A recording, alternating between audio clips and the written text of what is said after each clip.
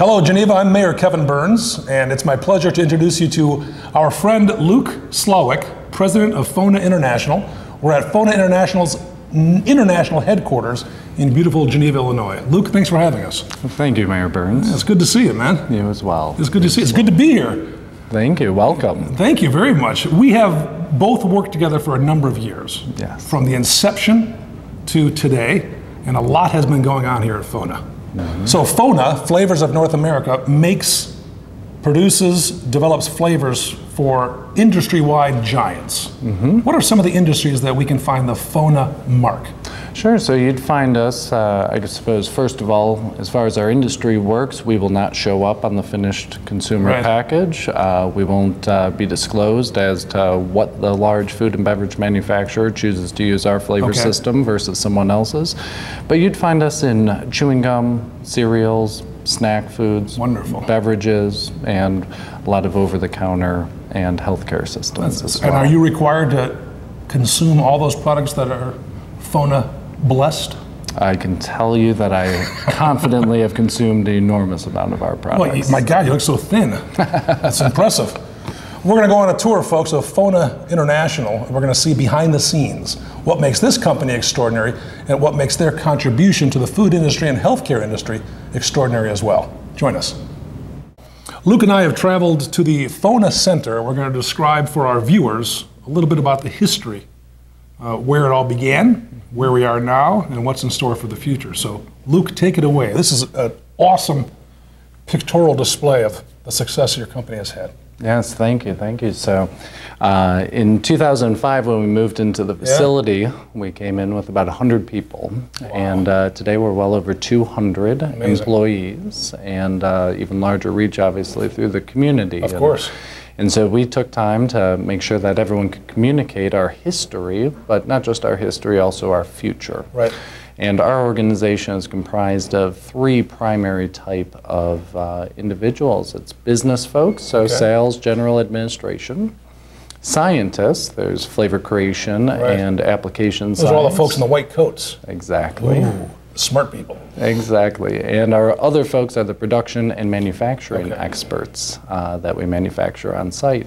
So three really different career paths, three different disciplines, all under one facility. So we wanted to make sure that we'd have the FONA Center itself as a place to bring them all together. And that's what makes that, what you talk about, that triangle. Yes. And a triangle is an inherently strong design. Yes. Because each relies on the strength of the other. Yes. So that's really neat. Exactly. It's really neat. Engineering, yes. Yes, exactly. Pretty cool. Yeah, so for our FONA triangle, we have a strong conviction to our culture. Our culture is a growth-oriented organization. It's about growing our people, growing our customers, growing our presence, growing our footprint.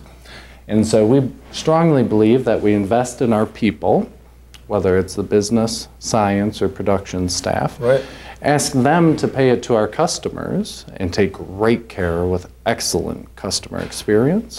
And we know it always comes back to the business. Sure does. When I say the business, we have many constituents, whether it's City of Geneva, it's some of the community partners we choose to support as an entire organization, or it's the shareholders or the friends and constituents in the community. Wow. Now, when organizations or leaders of organizations like yourself talk about culture, sometimes it's kind of a unique term because it's hard to describe. How do you and your father describe the culture that you've built here at FONA? Sure. I think the best description is as an individual has a character that really defines them as an individual. An organization has a culture that defines them as a collective group. And we strongly believe, number one, that we have to invest in that culture. We also have to preserve it, but we have to transform it. As a high-growth business, it's a pleasure to continuously have more people, more customers, more international presence. And the investment has to be more and more intentional as we continue to grow. And you provide that leadership, you and your dad. Yes, sir. I keep saying your dad. That's Mr. Joe Slawick, so I should just say senior. Yes. The big guy, the honcho. Yes. Yeah, who's afraid to be on camera, so he sent Luke, which is good. Because Luke's all dressed up today. He's actually enjoying himself in Nashville. Oh, is he really? Yes. Well, good for him. Exactly. That's awesome. Hello, Joe. Yeah. Well, it's interesting when you walk into the FONA Center, you feel the culture and the environment. And it's crisp, it's clean, it's inviting. I think that's obviously by design. Yes. Yeah. And as you said, I would actually say it's a testament to all of our people. Very good. We take a lot of surveys, we make very intentional investments, very intentional communication to further our culture or explain some of the legacies that we'll carry forward and some of the professional transformations that we'll undergo to continue our great legacy and great growth pattern. Well said. I love it. And so genuine as well. We're going to continue on the tour and take a look behind the scenes a little bit, aren't we? Yes. And what I thought was particularly interesting when I first visited FONA years ago, I noticed that your office environment is such that there's no walls really. Lots of open windows, so everyone's collaborating all the time. Yes. That's very cool, very cool. So let's go check it out, ladies and gentlemen. Stick with us. The tour continues and we're now inside, I guess it's still FONA Center. Yes. But we're in front of a very important wall, if you will, that talks about the engagement of the FONA employees. And these numbers reflect not only the reputation of the organization, but also some of the accolades you've received over the years as well. Absolutely. Yeah. Absolutely. So explain this to the less than intelligent people like me, what this all means and how it impacts the culture here at FONA. Sure, absolutely. We strongly believe that we have to listen to our employees. Yes. So you would see that every other year we take an employee survey. That survey in particular is an engagement survey. Okay. Best definition would be we know that when people are fully engaged that they will give their discretionary time and go above and beyond for the organization as the organization needs because they know how they contribute and impact goodwill of the organization. And let me stop you and ask, it's the executives that are also surveyed, correct? We are all part of the survey. So it's really, truly one big happy family. Yes. Okay, good. Yes, we're all part of the survey. What we do as executives is we take the feedback from the survey and we improve upon our organization. Okay. During our last survey, you can see that we had 72% of our organization come in as engaged. And verse 30% nationally. I mean, that's impressive. And then 28% partially engaged and no one disengaged, of which 18% would be the national average for disengagement, which... I mean, you're in rarefied air here. Yes. Well, I'm more so discouraged that 18 out of 100 people are disengaged from their work. Yeah, isn't that something? But we're incredibly proud that we report such great engagement numbers. Yeah. On top of those engagement numbers, we take all the feedback from the organization. We ask them how we can improve upon the organization and what else we should make sure continues to be a commitment to our legacy and our heritage and our culture. We take those, we prioritize on them, and then we take 24 months and we tackle the top 3 best potential improvements. And those top 3 are shared, saying these are the ones we're going to focus on. 100% transparent to the organization. We solicit feedback, we form committees. You ask the question, how are we doing? Yes, absolutely. It's critical, isn't it? And sometimes it's difficult to ask that. Yes. Because as an executive, you think, oh gosh, I don't want to be criticized per se, but in the spirit of transparency, it helps build this, which is wonderful. We've had the good fortune of having very positive survey, but also good fortune of having very positive feedback and the good fortune of having very honest, candid, tough feedback. It's very important, isn't it? Yes, it is. So you have thick skin, as does your dad, but you also have the resiliency to understand that you're not only working with the men and women here, but you're also serving them. Yes. So that's critical. Yes. This is very impressive. Thank you. Very impressive. Thank you. So now we're going to continue on and continue to check out a little bit of behind the scenes. Now we know what the culture is. We know the quality of the employees, how they're engaged. Now we're going to see what they do. All part of the mystery of FONA. Tastes great. Let's go. We just finished up a brief conversation about engagement of your employees. And now I'd love to talk about how you engage the community as a whole, whether it be our teachers, your employees through Flavor University, and all that stuff that helps bring what you do to the, not only consumer, but just the citizen. Yes, absolutely. So starting with what we do, we have a large investment for what we call our Flavor University platform. The platform's to serve food scientists and food professionals in the industry so they know how to work with flavors more effectively in their careers. And Paying that forward even further, we have a Discover FONA program. This program is designed to provide curriculum, exposure, and education to our local community. So at what level student do you help educate? Is it elementary school through? Sure. So the majority of programs that we have today are designed for high school students. It is, okay. To become aware and intrigued, or for that matter, just well educated about the food science opportunities that they have as careers for themselves. Almost building that pipeline, if you will. Absolutely. Wow, that's cool. Now, is it true that flavor scientists are boring people? No. No, they're exciting people, aren't they? Absolutely. What makes them exciting? Sure, so we've got two primary types of scientists in our business. I can't wait to hear this answer. We have flavor chemists, and then we've got application scientists. Okay. So all the foods that we enjoy very much are done by the food scientists and the application function. Okay.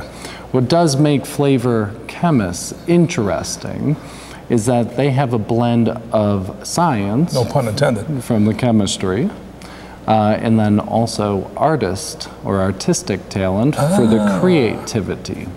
So when you see them developing new products, it's a balance of the limitations of the chemistry that they have from a scientific standpoint that's only matched with their creativity and unlimited pursuit of curiosity of better tasting products. So do you think someday, instead of all these, chef contests we'll see on TV, we'll have like a flavor scientist contest? I think it's very possible. Well, they're really the folks behind all this. Yes. And there's about 500 certified flavor chemists in the United States. That's it? Correct. 500 certified flavor chemists. In the United States. And how many work here at FONA? We have about 12 in our laboratories. No kidding? Yes. So do they come in to work in like limousines and stuff? We discourage that. Do you? Very cool. The entire crew over here, by the way, with the public affairs team is laughing and crying at the same time. Yes. But I know that sometimes the challenge is finding such talented workforce. And I had the pleasure of just meeting a young lady in the hall earlier, and I mean, you can just tell they're brilliant, and they clearly love what they do. When you talk about attracting a workforce, one of the very, very unique and valuable propositions I always make very well known is that due to our location, we do have the ability to cater to people who are interested in urban living, such as in the city the city suburbs, and all the way out to rural living as well. And, absolutely. And multiple choices. Of course, there's only one for suburban, which would be Geneva. Absolutely. This guy is top notch in my book. Top notch. You're the top flavor in this firm. Thank you. I like it. It's fascinating. And how do you know, other than pure credentials, that a flavor scientist is the right flavor scientist for FONA? Fantastic question. Comes back to our culture. Got it.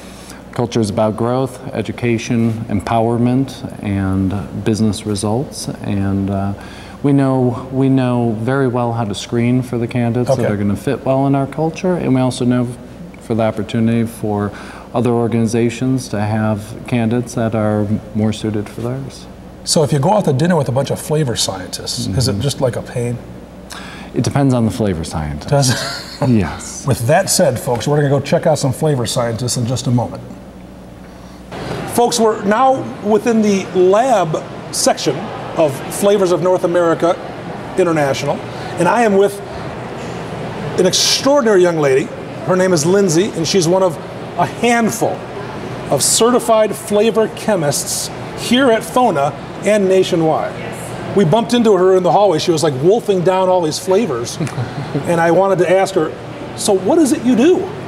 So part of my job, or main portion of my job, is to create the perception of taste and smell using the aroma chemicals that you see behind me. Wow. This looks like my grandparents' medicine cabinet. In order to learn how to add all of these great materials into formulations, we spend quite a bit of time in a training program, 7 years minimum. Oh, wow. And that is regulated by the Society of Flavor Chemists, which is a professional organization located in New Jersey. Okay. Who has standards and bylaws to determine whether or not you can be a flavor chemist certified. And you were certified through FONA University or Flavor University? I was certified through the Society of Flavor Chemists. However, my training was all at FONA. No kidding. So I began working as a compounding technician and fell in love with the job and was offered the opportunity to train under a certified flavorist. And that is what I've been doing ever since.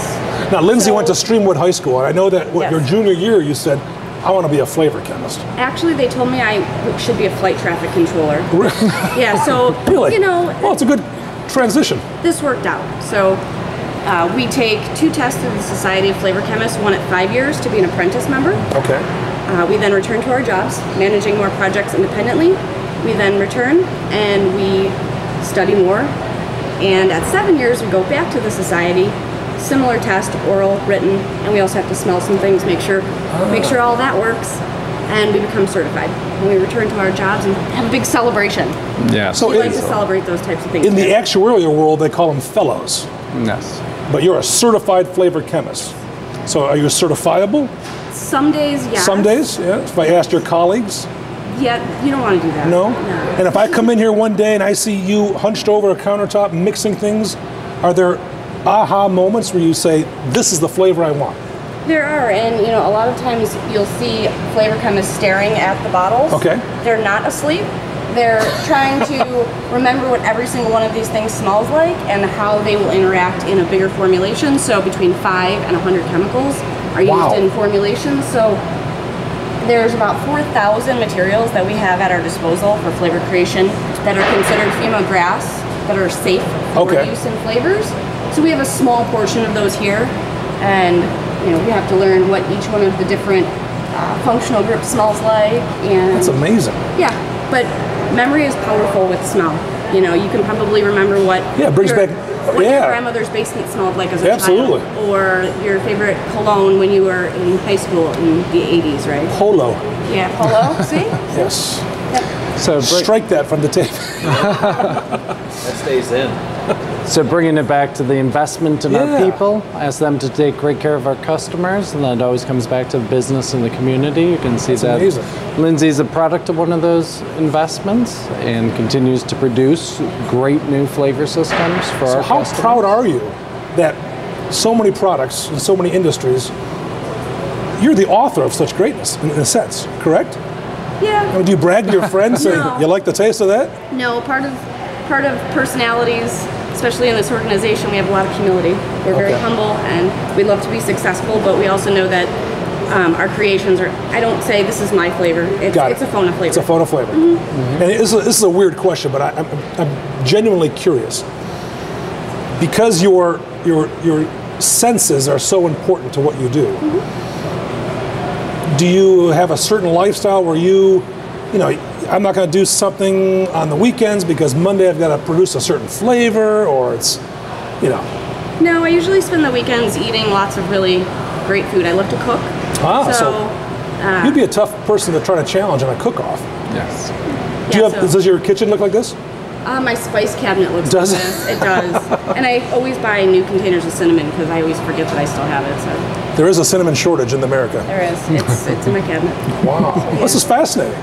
So we got to not only see the lab, we got to see one of the great certified flavor chemists in America and how she does her job. So Lindsay, thank you very much. You're very welcome. That's awesome, thank you. Nice to meet you. Okay, Luke, we've moved down a little bit in the lab, so explain to everyone who's tuning in, where are we and who are our special guests? Yes, absolutely. So with every great product that we sell starts with the flavor formulation. Okay. And as Lindsay had mentioned, we have 4,000 ingredients available to us, in which we will assemble those and prepare them for testing in the finished application. And so Jackie is our technician that can tell us a little bit more about the compounding process. Wow. This is like high school chemistry, isn't it? It is. It's actually very cool. So we'll take a couple of ingredients and we put them together, and they have synergistic properties. Synergistic properties.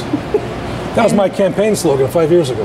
They are going to actually work together to create a flavor. It's going to bring art and chemistry together.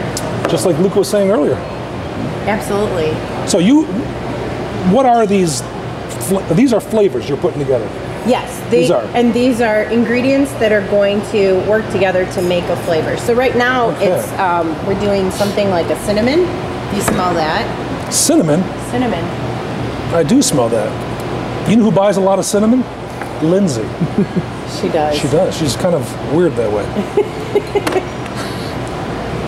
And then we'll put things that you may not think would go in there. Oh, wow. But it's going to work with the cinnamon, and it's going to make a full-bodied flavor. And you know this just based on your experience? Absolutely. Well, that's why it takes so long to become a flavor chemist, because you have to work with the ingredients and become familiar with how they react with one another to make the flavor. So do you do a lot of this based on, I think this will work well, or I know this will work well because I know the flavors? So it's a little bit combination? of both. Yeah, absolutely. Wow. So we put that in that cool thing, that thing shakes around a little bit, and then you come up with what, some sort of candy bar?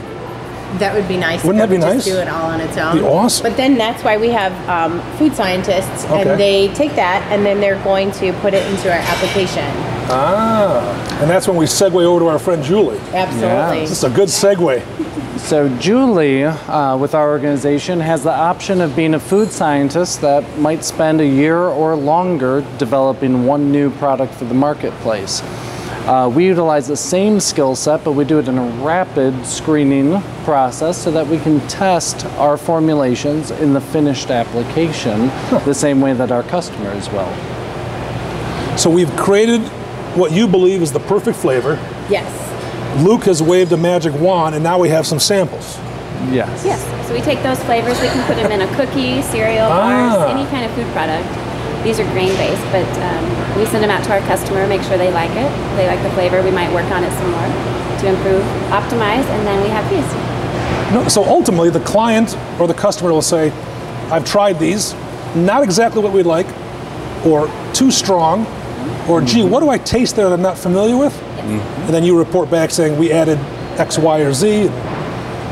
Just keep going until you have something perfect. Until everyone's happy. Yep. Wow. Yes. As a matter of fact, we'll run formal sensory on the product. So we'll actually bring it across internal panels or external panels. Really? Where we'll use statistic correlation to identify whether or not one product is preferred over another, one product is interchangeable with another, or one is parity or better than another. So how do I get on an external product tasting commission? So we have a screening process. Oh, well, forget it. Wow. We have a screening process by which we actually do accept community members. Oh, no kidding. And do recruit community members. Based on demographics, certain age groups, etc.? Demographics, physiological capability. Oh, okay. Yeah. Well, that's neat. Particular consumers. They taste here. Yes, they do taste here on site on our campus. Do you guys like peek in and say, I worked a year on that. What do you mean you don't like it? Absolutely. Just say you like it. Just say you like it. Right. Wow. So the client comes back saying, perfect. And you know exactly what the compounding was. Absolutely. And then do you, in essence, trademark that compounding? So it'll be intellectual property. It's treated as a trade secret. And it so is, okay. We will take this particular formulation that really started from ideation in this lab, the compounding on Jackie's bench, and then we'll take it to the full-scale commercialization and production, as you'll see shortly. That's pretty cool. It is. And your name doesn't appear anywhere on the packaging. Absolutely not. But it's the beautiful flavors of FONA. It's a lot of fun to go to the store and you know that you worked on that product, and then you get to see it come to fruition. It's on the shelf. Oh, I bet it would be. So if I go shopping with you, you'll tell me what to get? Sometimes we know what products are in, sometimes we don't. Yeah, that's fun though too. Absolutely. Wow, it's fascinating work. Thank you very much. And are these samples for us? Yes. Yes. Feel free. What's in there, Jackie? Good flavors. Good flavors? Maybe we should do this off camera. What do you think, Pete? Now these look divine. Just in time for Halloween? Yes. Coffee flavored protein bar with a coffee flavored protein bar. Chocolate or with a cinnamon and chipotle coating. Cinnamon and chipotle? Yes. What are you laughing at over there? I didn't take a delicate bite. That's very, very good. Excuse me. Awesome. So Luke, behind us, we're going to head into this pretty cool room. Yes, so Just as we had discussed, building and compounding of the flavors has to be tested in the application. The same one that'll work in a cereal or grain application may not work in a beverage or confectionery application. So we're going to talk about application scientist. Yes, we'll speak to Jenna about her job is to take the products and test them in confectionery applications. My kind of testing. Let's go. Hi, Jenna. Hi there. How are you? I'm Kevin. Jenna. Very nice to meet you. Nice to meet you. And of course, you know Luke. Absolutely. Yeah. So we're in your kitchen. Yes, we're in your test facility. And you're the. I was teasing Jenna earlier that she has the sweetest job in the world, but you're in charge of making certain things not only taste good, but taste good in different kinds of products. Yes, absolutely. So I've been working in confectionery applications for the last 6 years. That's so cool. Absolutely. We work on chewing gum, chocolate, hard candy, all the sweet stuff. So I work closely with a team of flavor chemists. Okay. They will make the actual flavor and hand it off to me. And most likely it's in a liquid form. And we will add this to our application. So today I will have you make a gummy. So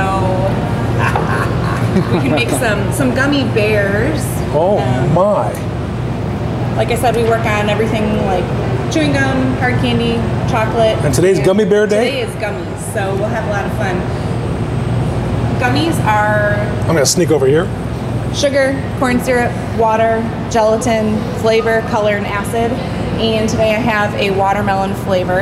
And this is a starch tray. So gummies are deposited into molding starch, so it helps extract some of the water from the system and make them that nice gummy, chewy consistency.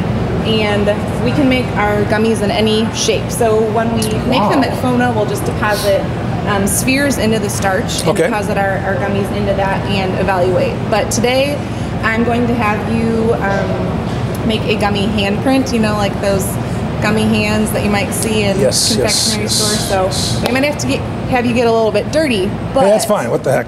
We'll go from there. So what I have here is our gelatin gummy base, and we make this up in FONA. And it's so this is made elsewhere, then brought to, but I mean elsewhere in the building. No, we make it in this lab. Oh, you do? Make it right here in the lab? Absolutely. So this is, like I said, gelatin, corn syrup, water. So you're like the gummy queen. Absolutely. My God, this is exciting. Yes, and we make it in smaller batches, and so we can test a number of different flavors at a time. So we'll make a 3,000 gram batch of gummies, and then we'll divide it into 100 gram batch sizes. And that's what this is? This 100 is grams 100 grams. pre-gummy. So yes, rapid prototype. So we can screen 10, 15, 20 different flavors at a time, decide what levels we like, if we want to make any modifications to the flavor itself. Neat. And we taste all day long. So do you really? It's a lot of fun. Now, in between tasting, do you take a sip of water?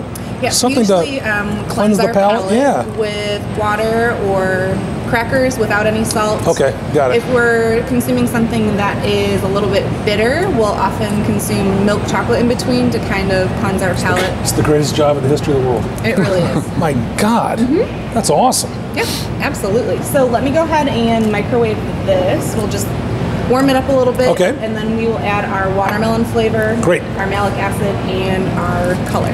What kind of acid? Malic acid. Malic acid. What is malic acid? It is a natural acid from the malic fruit. It's a naturally occurring acid in fruit. In fruit, got it. So I'll be right back. I go for a helping of malic acid right now. Okay, so now. So you want me to put my hand in the scalding hot gummy juice? Oh no, I want to put your hand malic acid into the starch tray. So which hand? Just, non-ring? Either one, doesn't matter. And then make sure it's pressed down in there and it makes like a nice impression. Hollywood Walk of Shame.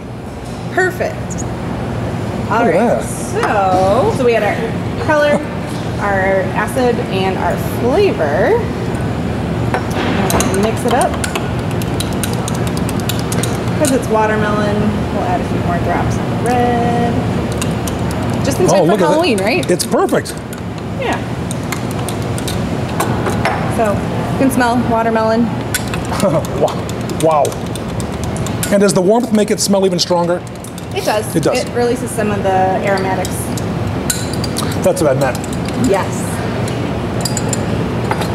So. And how quickly will that harden if you? 20 minutes. You can come really? back and it'll be done. Wow. Do you want a piece of my hand gummy? You can share with all your friends. Well, I have none, so that'll work out well. All right, so then we'll just deposit it into our mold. Check that out. Yeah, and it sets up rather quickly, so Now, how do I negotiate a percentage of the profits of the sale of this? You know, stop by later, we can talk. Okay. Look at that. So you're all set. We made our own gummy. Look at that. Mm-hmm. And I get to eat that later. You get to eat it. I'll have it all set up for you. Can I have some chocolates too to cleanse my palate Absolutely. later? That's cool. Thank you very much. Thanks a lot. I really it's very appreciate cool. it. You have a great job. I really do. Oh, it's awesome. Thank you. I'll just walk out like this now. Okay, Luke and I are now with John, who is a beverage scientist here at Flavors of North America. And you're going to tell us a little bit about how you receive direction from a client to help them create a more unique taste for their product. Right. Okay. So typically, one of our customers will come in with a need and a plan on what they want. As far as, in this case, would be a fruit and vegetable juice. Sometimes they have direction as far as the flavor combinations they have. In other cases, they kind of look to us to taste the products and give them a recommendation based on what works. So somebody could say, I want it to taste sweeter. Right. Or Absolutely. less bitter. But they don't necessarily say, here's the compound I think will work. We get both. So Do you? we're Wow. flexible. We work both ways with that. So. Interesting. So what we have here is a fruit and vegetable cocktail. It is 70% juice. It has a combination of about 5 different juices in it. So we have sweet potato juice, we have cranberry, Sweet potato juice. purple and regular carrot juice in it, along with some pear and apple juices. Now, how is this different from all the rage of grinding all that stuff in the morning? It's just more convenient, obviously. So what we're doing, or customers are doing, is they're going to source from a reliable supply chain. Okay. So a pear juice supply, sweet potato juice supply. They're going to mix them together the same way you could do at home in a fresh mechanism, but they're going to have a sustainable supply. Problem is they don't taste very good until John has the opportunity to mask them and then top note with the flavor that you want to accentuate in the product. So you are the conductor of the symphony of flavors and ultimately release that final piece. Yeah, I've never heard a term that way. You but probably that's never will either, Absolutely. but I think it sounded pretty good. I like it, absolutely. So this is bottoms up, huh? Yeah, so it's cranberry pear. Cranberry pear. Cheers. Cheers. Okay, John. Clearly I'm a moron. I drank the whole thing. I'm supposed to just sip it, aren't I? It was that good. It was very good. So It's got carbonation too. Yeah, absolutely. That's the kind of helps lift it, brighten it up a little bit. The idea that is good. Stealth health. That's one of the things that's Stealth health. Absolutely. So you get those vegetables. So I just buy a bigger suit. Wow. So you've done all your magic. You send the sample back to the client. Sure. Will you sample it here first and say, gee, we like it? Absolutely. Okay. Yeah. We screen and we'll get a number of different people to taste. Depending on the project, we actually might even send it through our sensory panel, which is that Luke and I talked about earlier. Yeah. That's interesting. Well, that's very good. That's actually what we're going to go see, is how we identify which awesome. one of these products and profiles we should send as a recommendation to our customer that will present well and gain consumer market share on the general marketplace, through retail and grocery distribution. Got it. So this will become a trade secret if it's blessed by the client. Yes. And do you hang out with the confectionery scientists as well? Yeah. They're a little different. This is a better group. We're all good groups. We're all good groups. Well said. Way to speak to the culture. Nice job, John. Thank you very much. It's great to meet you. Thank you. Thank you. Let's continue on, folks. We're going to check out the sensory tasting process. Yes. Now, we just visited with John, our beverage, I want to say alchemist, but I know that's not right, but our beverage scientist, guru, maestro guy. And we talked a little bit about the sensory room where these flavors in products are sampled. Yes. We're actually in this, I want to whisper like I'm in a golf course. Yeah. It's so quiet and very clean and fresh, and it's by design, isn't it? It's a sterile environment by design. Okay. The same product that John made, or your gummy systems with Jenna, or the grain systems with Julie, we take them and we bring them in front of a panel of consumers. They can be consumers that are within our business, many consumers from the community, as well as consumer consumption actually in home. Okay. So we're always recruiting consumers to taste our products. Consumers can go to our website and register to be a taste tester. Well, that'd be fun, wouldn't it? Yes, and we look for, primarily we're going to look for preference panels. Okay. So we're going to look for the opportunity to determine which product is preferred in a statistical environment, so they won't know which is which. Got it. But what we're interested in knowing which one they like the most so that we can get the feedback. Hopefully it's our product. If not, then we can improve upon it so that we can have the best flavor systems in the market. So the website I want to click on and then check to see if I can be a taste tester is www.FONA.com. Nice and simple. And anyone from little kids through senior citizens? We accept all demographics. Excellent. As a matter of fact, many of our projects require focus groups as well, in which we'll bring in consumers from a demographic that consume a particular product, and we'll do focus groups. Oh, that's fun. So you're truly testing the product outside the environment where those who have prepared the product think it's great. Correct. But ultimately, like you said before, it's about the consumer. Absolutely. Wonderful. My friend Luke and I have made the journey through FONA International. We arrived in a beautiful entryway. We went and visited with our scientists who compound the flavors. We met John, that fascinating beverage guy. Yes. We did a gummy bear with Jenna. We went to the sensory room where you have folks from the outside and internally taste things. And then now we're here where all the product has been made and ready to be shipped. Yes. So it's quite the journey. Yeah, so as we complete that journey of going through the sensory, identifying what our customers appreciate in a finished flavor system, knowing that that'll be selected for their production environment. It goes through our production process the same way that Jackie was compounding in a beaker. We've got larger ways of scaling up those products. We also have dry and granulated encapsulation systems that ultimately go into finished food products. You can see in our warehouse here, the finished products, all custom, made to order. 85,000 formulas, maybe 3,000 actively are being consumed by our customers and ultimately the end consumer every day. Wow. Yeah. So this warehouse will fill up and it'll move out, and it's a busy operation day in and day out. Absolutely. That's wild. So from the humble beginnings and the white rooms where all the labs are to the real action where we ship it out to the consumer. Yes. And that's where we are now. Yeah, the finished product. It's fascinating. Thank you so much. So the website, your address, your phone number, tell everybody who's tuned in how the heck to learn more about FONA. Yeah, so if you'd like to learn more, you can go to www.FONA.com. Our phone number is 630-578-8600. And you're also welcome to visit us on the east side of Geneva off of Averill Road. Wonderful. Thank you very much, Luke. What a pleasure it's been. Thanks for your hospitality. And thank you, ladies and gentlemen, for tuning in. Our good friends from FONA International. We'll see you soon on Business Beat.